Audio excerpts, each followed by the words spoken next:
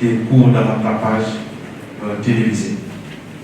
Moi, le bien fondé de cet atelier, c'est de faire la capitalisation donc maintenant des bilans des activités du projet Koika, surtout à Tombouctou, dans les académies d'intervention en émo.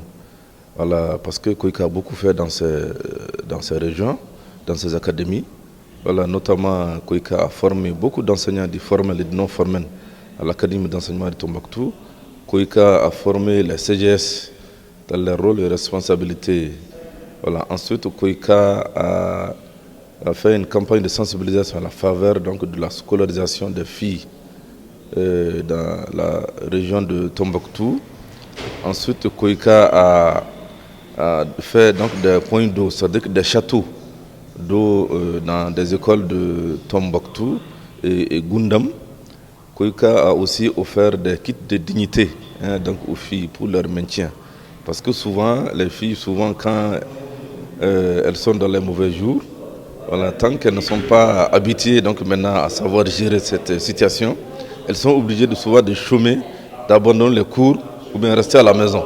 Mais une fois qu'elle a les kits, une fois qu'elle les sent, elle peut s'isoler 1 ou 2 minutes, donc maintenant elle se met à l'aise et elle continue les cours. Voilà, pour dire que Koika a beaucoup fait pour en tout cas les jeunes filles et les adolescentes. Parce que le mot Koika même, c'est le projet d'autonomisation des jeunes filles et des adolescentes par l'éducation au Mali. Ce projet a contribué à l'amélioration de la qualité d'enseignement et apprentissage dans les écoles bénéficiaires et également l'amélioration de la qualité des filles en matière de santé, d'hygiène au niveau des écoles bénéficiaires. Puisqu'il y a certaines écoles qui ont bénéficié de l'accompagnement en infrastructure d'adduction d'eau et sanitaire.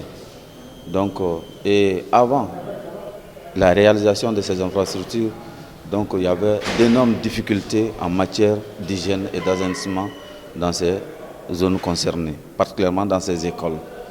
Et même avec l'adduction d'eau, donc la communauté a bénéficié de l'eau potable. Donc, ce qui a vraiment rendu facile donc, beaucoup d'activités, surtout aux femmes donc, qui faisaient la corvée d'eau donc, dans d'autres secteurs. Aujourd'hui, on le sait, la femme, c'est la mère de l'humanité. Au Mali, il y a plus de femmes que d'hommes. Aujourd'hui, en éduquant une femme, on éduque sa famille, on éduque toute une génération et on continue à faire prospérer le Mali, à faire prospérer tout ce qui est autour du développement économique et social du pays. Le projet a été efficace et qu'en plus de ça, nous avons réussi en collaboration avec toutes les structures partenaires à atteindre les objectifs.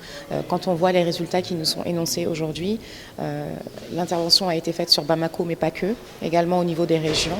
Et aujourd'hui, c'est un succès. J'espère en tout cas qu'on va pouvoir continuer l'aventure, continuer à mobiliser toutes ces jeunes filles dans le milieu scolaire pour qu'elles puissent grandir avec des idées, qu'elles puissent grandir avec l'importance d'être autonomes en tant que femmes et qu'elles puissent aussi comprendre qu'une femme qui est éduquée, c'est toute une génération qui est éduquée, c'est toute une famille, c'est 3 générations. L'autonomisation, ça veut dire que la jeune femme doit pouvoir, à travers l'éducation, prendre conscience qu'elle participe au développement. C'est comme ça qu'au niveau du café de Kalaban-Croix, le café c'est le centre d'apprentissage féminin, on a renforcé la capacité des jeunes femmes qui sont aptes maintenant à confectionner des masques, à confectionner des serviettes hygiéniques. Donc qu'elles soient autonomes, qu'elles sachent que pour que la femme soit autonomisée, il faut qu'elle étudie d'abord. Une femme, pour contribuer au développement de sa famille, de sa communauté, de son pays, doit étudier. C'est le premier rempart, c'est vraiment l'éducation. Dans une société, depuis 2016.